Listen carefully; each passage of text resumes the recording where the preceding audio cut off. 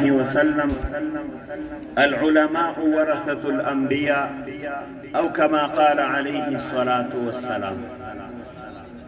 دما ډیرو محترم ورونو د تشریفاتو نتیریږو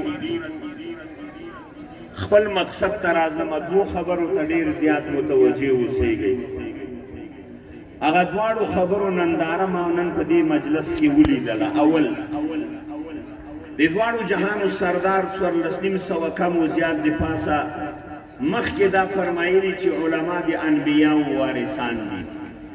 نن ما ته پته ولګېدله چې یقینا عالم من حیث العالم چې وي الله جل جلاله چرته نه چرته دنه د الله جل جلاله د رسول په هغه وظیفه کې یو کار اخلي. تاسو به دا سکول او دا مکتب ولیسه لیدلي وي چې اولین وار ده چې د قرآن کریم حافظان او د قرآن کریم زده کړې په دغه لیسه کې کېږي، ځکه چې بنیادګر د دې لیسې یو عالم ده. او علما چېرته چې تیارو ته او ځنګل ته مو واچئ هغه خپل کار کوي او د دین هغه روحاني خامخا په هغه ځای کې راولي. جناب شیخ صاحب علامه اقبال وای چې پرنګیانو د چانه د خپل مشر نه پوښتنه وکړه چې بری صغیر کې به مونږ څنګه کامیاب شو. وای دا مشر ورته وویل چې علما دې د معاشرې نه ختم کړه، چې تر څو پورې علما په معاشره کې وي پرنګیا په تا باندې ښه ورځ قسم ده چې د خلکو باندې نه په عقیدوي لحاظ کار وکړي او نه په بل لحاظ سره. نن تاسې د علماو برکت ولیده. دا یو خبره. دویمه خبره دا ده په دې تیره زمانه کې برای نام یو رئیس جمهور تیر شوی ده، د ده یو شعارنامه و یو منشور و په هغه کې یو خبره لیکلې وه. وایي زه به د افغانستان هغه صدر یم ډاکټر صاحب چې زه به د جومات د مدرسې او د مکتب ترمنځ واټن ختم کړم او زه به د جومات او د ارګ ترمنځ واټن ختم کړم. ما په دې زړه کې وویلې منیاره سړي سره ډېره زبردسته نظریه ده، خو که کار پرې وکړي لیکن ختمېدل خو ځکه دومره واټن چې د د ارګ او د جومات د مکتب او د مدرسې ترمنځ پیدا کړ په تاریخ د افغانستان کې نو پیدا شوی. نن ما ته پته ولګېدله چې یاره علما داسې خلک دي چې دوی دغه واټن هم ختموي. که نه منئ نو وګورئ شنو جامو والا د سکول شاګردان دي او د سپینو جامو والا دا د مدرسې شاګردان دي. په یو صف کې په یو لاین کې د یو استاد نه سبق وایي او د ورورګیني زندگی سره تېروي. چا ختم کو واټن؟ څه سو هغه د غورو دربو والا خلک پته ولګېدله چې صرف د خولې خبرې نه وي، حقیقت غواړي. حقیقت نن مونږ ټوکې م پورې کوو، مسخرې م پورې کوو. بله ورځ یو چا راته ویلي وه یو بوټ ترې پاتې سوی ده.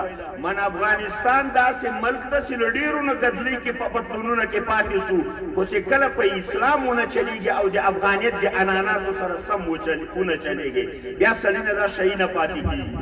نعره تکبیر، نعره تکبیر، اسلام، امارت اسلامی افغانستان. دا خبرې د امارت په نمایندګۍ زه نه کوم، د یو مولا د طالبانو د مسلمانانو د افغانانو د یو خادم په حیثیت کوم. هغوی ته مې هم کولې چې متوجه اوسېږئ که ونه اوسېدئ وطن در نه پاتې کېږي. نن د امارت اسلامي مشران دې په خلاصو غوږونو واوري. یوه مقتضا او تقاضا دوی ته متوجه ده. دوه شیونه دي چې یو ته دین ویلی کېږي چې مونږ د دین تعبیر کوو په اسلام سره، او بل ته وطن ویلی کېږي چې مونږ تاسې تعبیرو په افغانستان سره. دواړو ته دې وفادار اوسېږي. که په دغه منځکه کې د اسلامي دین نه علاوه بل مذهب چلیدلی او بل قانون چلیدلی نو مخکینیو حکمرانانو به د 240 یا 250 ملکونو په زور چلولی و. هغه نه مخکې به د لینین د ټولو جماهیر شوروي په قوتونو به پرچمیانو خلقیانو چلولی و. د هغه نه مخکې به د فرنګیانو په مټ باندې د انګریزانو په مټ باندې د امان الله خان د زمانې نه مخکې هغو خلکو چلولی و. په دغه خاوره کې د اسلامي دین نه علاوه بل دین نه چلیدی سي او نه څوک پرېږدي.